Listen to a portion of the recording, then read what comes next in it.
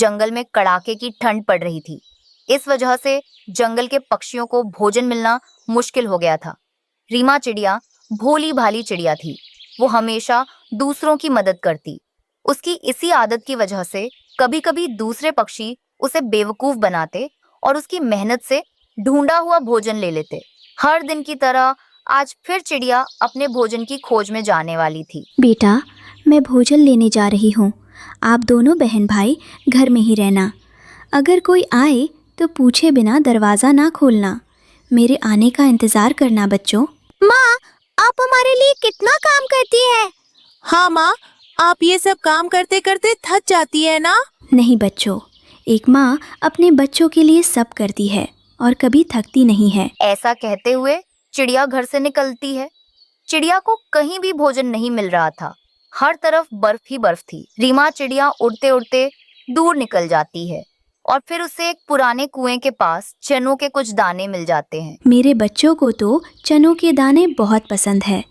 बच्चे तो आज खुश हो जाएंगे। मेरे बच्चों का भोजन मिल गया। फिर रीमा चिड़िया वो चनों के दाने उठाकर वापस घर के लिए उड़ती है। रास्ते में जाते हुए रीमा चिड़िया को एक टूटे हुए घोंसले से किसी के रोने की आवाज आती है। रीमा चिड़िया वहां जाती है। भूख के कारण अब मेरे पेट में दर्द हो रहा है। मैं उड़ नहीं सकता और कोई मेरी मदद भी नहीं करने आया। क्या उल्लू दादाजी, आपको भोजन नहीं मिला? 2 दिन पहले किसी पक्षी ने मुझे एक नरम फल दे गया था। उसे खाए भी 3 दिन हो गए हैं। आप ये चनों के दाने खा लें। मैं ये चने अपने बच्चों के लिए लेकर जा रही थी। मगर बेटा, आपके बच्चे क्या खाएंगे? आप मेरी चिंता ना करें। मैं तो उड़ सकती हूँ। मैं जहाँ चाहूँ जा सकती हूँ। आप तो उड़ भी नहीं सकते हैं। आप ये दाने खा लें। फिर चिड़िया अपने चनों के दाने उस बूढ़े उल्लू को देकर अपने बच्चों के लिए कुछ और ढूंढने चली जाती है। चिड़िया उड़ते उड़ते एक जगह जाती है। उसे वहां चावल का एक पौधा नजर आता है। फिर चिड़िया उस चावल के पौधे के पास जाती है। मिल गया मुझे। मेरे बच्चों का भोजन मिल गया। कालू कौवा जो थोड़ी दूर बैठा था, बेवकूफ बनाता हूँ मैं इस चिड़िया को, तुरंत वहां आ जाता है। चिड़िया बहन, मुझे जल्दी से घर जाना है भोजन लेकर। तुम मुझे यह भोजन ले जाने दो। तुम कहीं और जाकर कुछ और ढूंढ लो। क्या हुआ कालू भैया? ये भोली भाली चिड़िया को कुछ भी बोल देता हूँ, ये सब कुछ सच मान लेती है। हाँ, वो ऐसा है ना कि मेरी पत्नी बहुत बीमार है। मुझे जल्दी घर जाकर उसे भोजन देना है। फिर तो आप ये चावल लेकर जल्दी जल्दी घर वापस चले जाएं और दवा लेकर दे अपनी पत्नी को। चिड़िया वहां से उड़ जाती है। बीमार नहीं, बहुत भूखी है मेरी पत्नी। चिड़िया, उल्लू बना दिया मैंने तुम्हें, और तुम्हारे ढूंढे हुए चावल अब खाएगी मेरी पत्नी। कौवा चला जाता है। चिड़िया फिर से भोजन की खोज के लिए और आगे जाती है। एक बूढ़ी फाख्ता बहुत मुश्किल से वो सूखी लकड़ियां लेकर उड़ रही थी। चिड़िया से जब ये देखा नहीं जाता, वो बूढ़ी फाख्ता से उसकी लकड़ियां लेकर खुद उठा लेती है और उसे घर छोड़ने चली जाती है। चिड़िया बेटी, तुम्हारा बहुत बहुत धन्यवाद। मुझसे ये सूखी लकड़ियां लेकर उड़ा नहीं जा रहा था। बैठो, मैं आपके लिए चाय बनाती हूँ। नहीं फाख्ता माँ जी, मुझे अभी अपने बच्चों के लिए भोजन भी ढूंढना है। कुकू और गुड़िया घर में बैठे हुए थे कि दरवाजे पर दस्तक होती है। कौन है बाहर? मैं खुद ही देखता हूँ। दरवाजे के पास एक परी उनके लिए ढेर सारा भोजन प्रकट करती है। कुकू जब दरवाजा खोलता है तो वहाँ कोई भी ना था, मगर दरवाजे पर ढेर सारा भोजन पड़ा हुआ था। कुकू वो भोजन उठाकर अपने घर में रख लेता है। शाम हो गई थी। चिड़िया बेचारी बहुत परेशान थी कि आज वो अपने बच्चों के लिए भोजन लाने में नाकाम रही थी। वो निराश होकर उड़ती हुई घर वापस जा रही थी जब उसकी नजर बूढ़े उल्लू के घोंसले में बैठी लाडो नाम की चिड़िया पर जाती है। ये घोंसला तो उल्लू दादाजी का है। मैं सुबह उन्हें भोजन देकर गई थी। ये घोंसला मेरा है और मैंने ही बनाया है। मैं यहाँ बहुत सालों से रह रही हूँ। तो फिर वो उल्लू दादाजी यहाँ कैसे आए? चिड़िया बहुत हैरान थी और वो उसी हैरानी में अपने घर पहुँचती है। घर में भोजन ही भोजन देखकर रीमा चिड़िया अपने बच्चों से पूछती है, बच्चों, ये भोजन कहाँ से आया? माँ कोई परी जैसी थी जिसके पीछे तितली जैसे पंख भी थे। दरवाजे पर भोजन रखकर चली गई। हम भोजन उठाकर अंदर ले आए। तो अब मुझे पता चला, ये मेरी परीक्षा थी। माँ, क्या ये भोजन आपने भेजा था? नहीं बेटा, ये भोजन ऊपर वाले ने हमारे लिए भेजा है। और फिर वो खुशी खुशी शाम का भोजन करते हैं। फिर परी उनका टूटा हुआ घर भी अंदर और बाहर से ठीक करती है। अब वो घर एक नए घर जैसा दिख रहा था। रीमा को समझ आ गया था कि वो बूढ़े उल्लू कोई साधारण उल्लू नहीं थे, वो कोई जादुई उल्लू थे। दरअसल वो बूढ़े उल्लू ही वो परी थे। इस कहानी से हमें ये सीख मिलती है कि चालाकी से कौवे की तरह हम एक बार भोजन पा सकते हैं, लेकिन ईमानदारी और नेकी से चिड़िया की तरह हमें जीवन भर का सुख और बरकत मिलती है। जंगल में सर्दियों का मौसम अपने चरम पर था। बर्फीली हवाएं इस कदर चल रही थीं कि मानो हड्डियां तक जम जाए। इस भयंकर ठंड में जंगल के पक्षियों के लिए सबसे बड़ी समस्या थी भोजन।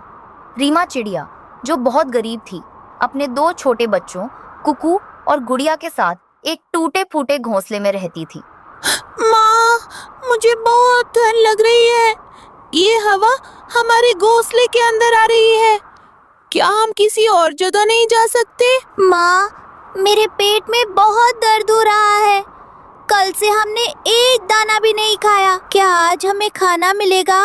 मुझे बहुत भूख लगी है माँ।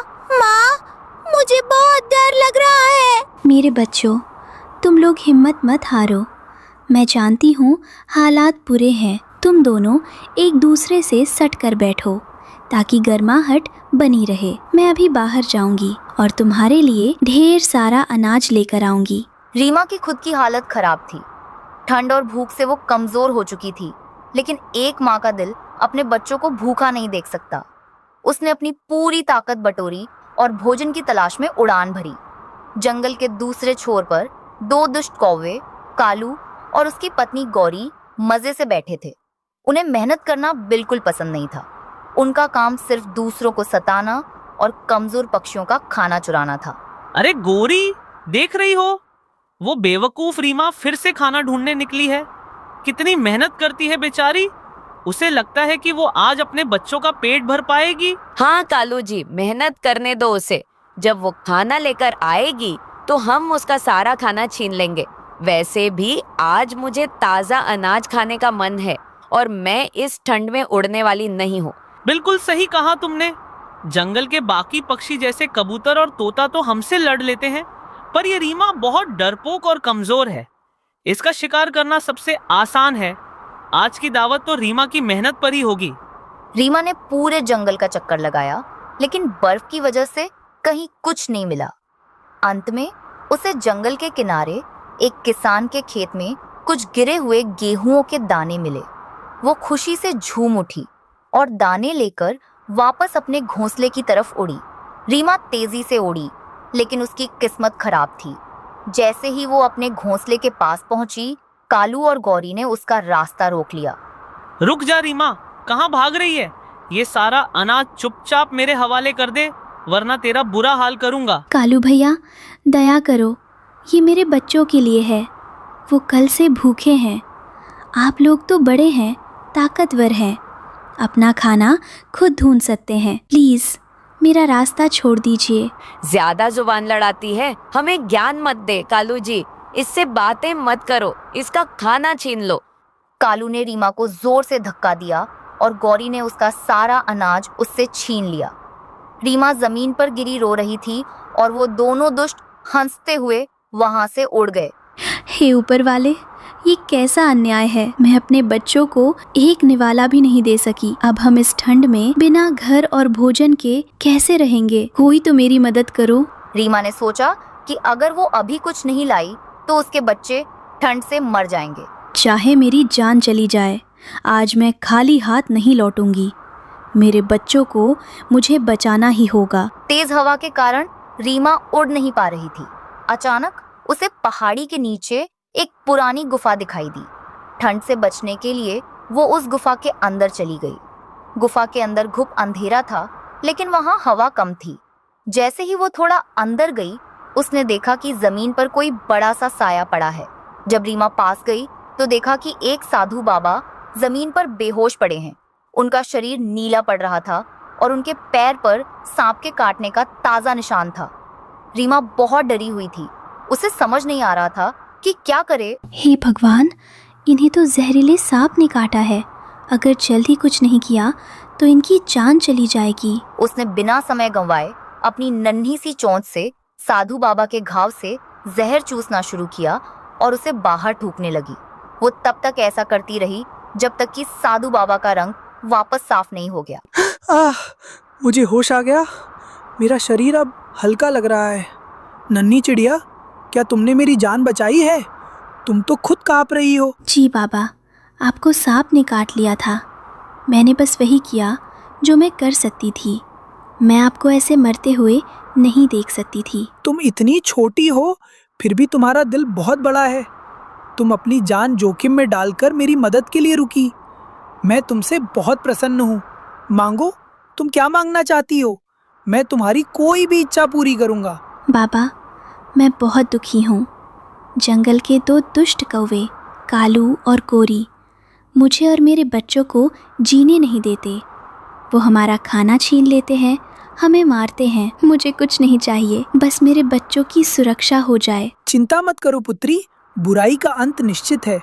तुम्हारी अच्छाई का फल तुम्हें जरूर मिलेगा। साधु बाबा ने अपनी झोली से एक चमकता हुआ लाल रंग का जादुई आग का गोला निकाला। वो गोला देखने में आग जैसा था, लेकिन उससे रीमा को जलन नहीं हो रही थी, बल्कि एक सुखद गर्माहट मिल रही थी। ये लो जादुई अग्नि गोला, इसे अपने घोंसले में ले जाकर रख देना। ये गोला तुम्हारे टूटे हुए घोंसले को एक विशाल आग के घोंसले में बदल देगा। आग का घोंसला? पर बाबा, क्या हम उसमें जल नहीं जाएंगे? नहीं, इस घर की खासियत ये है कि ये अच्छे दिल वालों को ठंड में गर्माहट और स्वादिष्ट भोजन देगा। लेकिन अगर कोई बुरे इरादे वाला पक्षी इसमें घुसने की कोशिश करेगा तो ये आग उसे जला देगी। जाओ, अब तुम्हें और तुम्हारे बच्चों को कभी दुख नहीं होगा। रीमा उस गोले को लेकर तेजी से अपने बच्चों के पास पहुंची। कुकू और गुड़िया ठंड से ठिठुर रहे थे। बच्चों उठो, देखो मैं क्या लाई हूँ, सब ठीक हो जाएगा। जैसे ही रीमा ने वो गोला घोंसले के बीच में रखा, एक चमत्कार हुआ। पूरा घोंसला आग की लपटों में बदल गई, लेकिन वो लपटें सुंदर और सुरक्षित थीं। देखते ही देखते वहां एक आग का घर बन गया। घर के अंदर अनेकों प्रकार के फल और अनाज अपने आप प्रकट हो गए।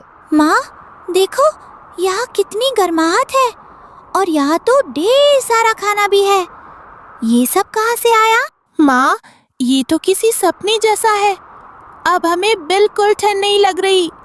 ऐसा लग रहा है जैसे हम गर्मियों में हैं। ये सब साधु बाबा का आशीर्वाद है बच्चों। अब जी भर के खाना खाओ। दूर पेड़ पर बैठे कालू और गौरी ने जंगल के बीच में एक तेज रोशनी देखी। सब मिलकर खुशी से खाना खा रहे थे। अरे गौरी, वो देख, रीमा के घोंसले की जगह वो चमकती हुई चीज क्या है? मेरी आंखों पर तो यकीन ही नहीं हो रहा। चलो अभी जाकर वो जगह भी कब्जा कर लेते हैं और रीमा को वहां से भगा देते हैं। लगता है उस रीमा चिड़िया ने कहीं से कोई खजाना चुरा लिया है, या फिर वहाँ कोई दावत चल रही है। देखो तो सही, कितनी रोशनी है। जरूर वहाँ बहुत सारा खाना होगा। मेरे मुंह में तो अभी से पानी आ रहा है। तभी बाहर कालू और गोरी आ पहुंचे।